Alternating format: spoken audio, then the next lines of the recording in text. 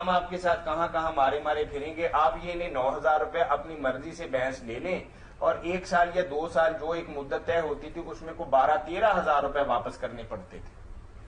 تو سود ہی تھا. نہیں، اب جیسے آپ کے شہر میں کچھ علماء کرام اور بڑے بڑے ادارے اس کو جواز کا فتویٰ دے رہے ہیں تو پھر تو زرعی ترقیاتی بینک آج سے بہت پہلے صحیح کر رہا تھا. نہیں، اس کا تو میرا خیال وہ بھی میرے ساتھی ہے جائز کا نہیں فتویٰ دے گی کہ وہ بندہ رقم دے دیتا تھا کہ جا کر خرید لو.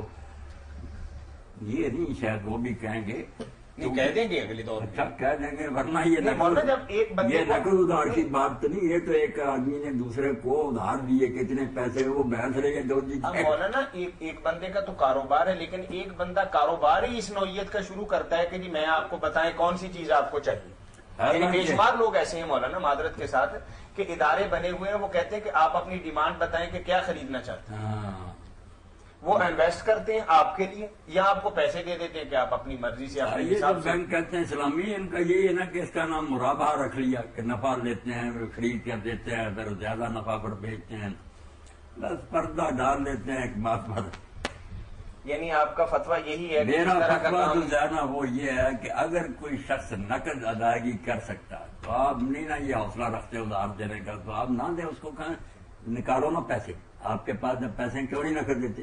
اور اگر آپ سمجھتے ہیں کہ وہ میرے اور ایوب صاحب جیسا آدمی ہے کہ بیچارہ نہیں نقد دے سکتا تو اس کو 1000 کی چیز 800 میں کہ اس کو کم میں دو. بھائی ٹھیک ہے 6 ماہ بعد مگر تم 800 دینا، تم اتنے ہوتے ہمدردی.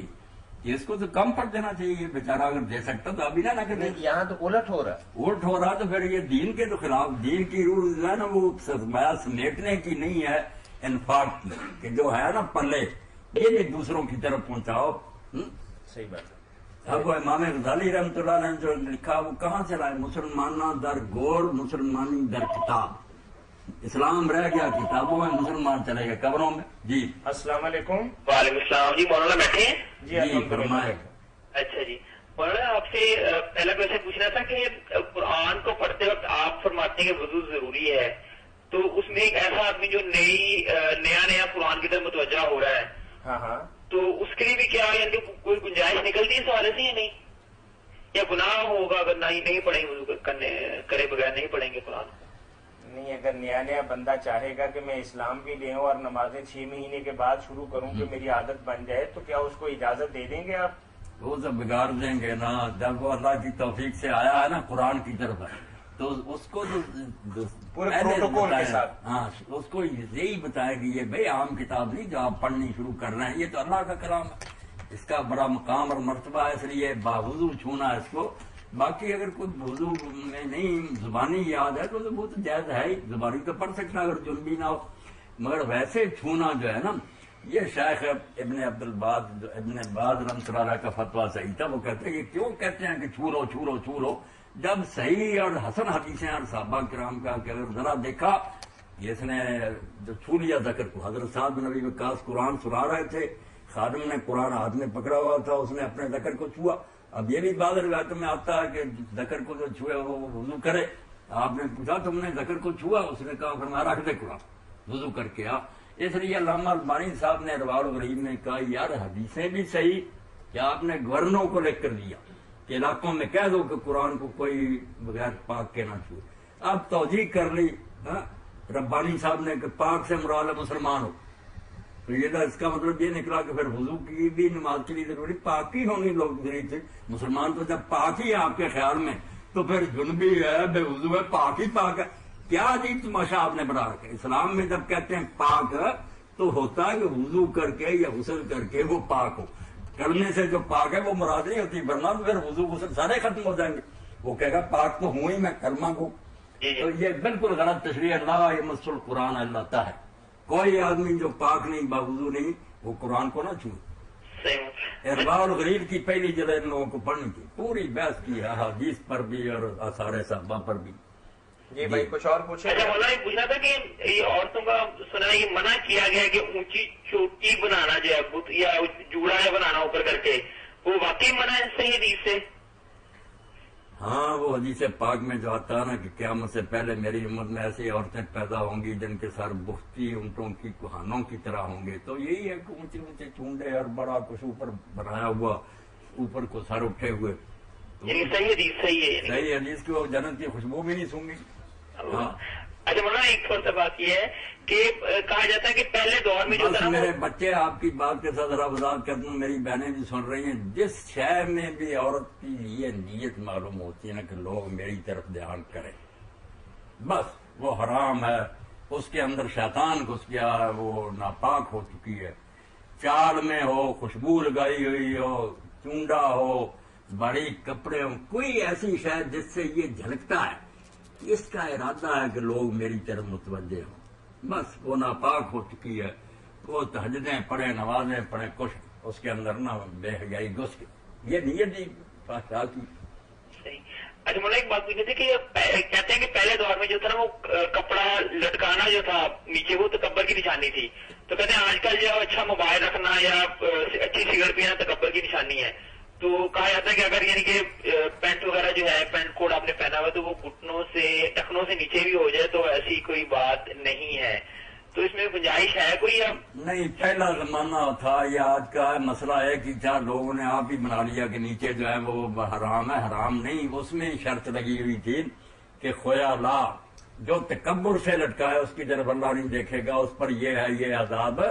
خیا لا تو اس میں صاف تھا کہ جو تکبر سے کرے.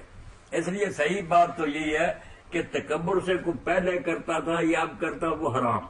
اور اگر تکبر نہیں تو اگر کوئی بچے اچھا کرے رکھنے سے اوپر تو ٹھیک ہے، حرام نہیں، ناجائز نہیں. اس کو کہیں گے مکروہ تنظیم کہ بچتا تو اچھا تھا ورنہ حرج نہیں. صحیح بات تو یہی ہے. کیا کریں، دلائل مجبور کر دیں کہ حدیث میں خود شرط ہے تکبر کی. وہ کئی مرتبہ ہم لوگوں کے سامنے کہہ دیتے ہیں، بعض اور بعض کے کہہ دیں پر کہ بھائی نہیں لٹکانا چاہیے، مگر حدیث جو ہے نا جتنی نکال کر دیکھیں گے جس میں بھی یہ منع آیا وہ لکھا ہوگا بطرن اور خوالا. جو تکبر اور غرور سے ایسا کرے اس کو ہے، دوسرے کو نہیں.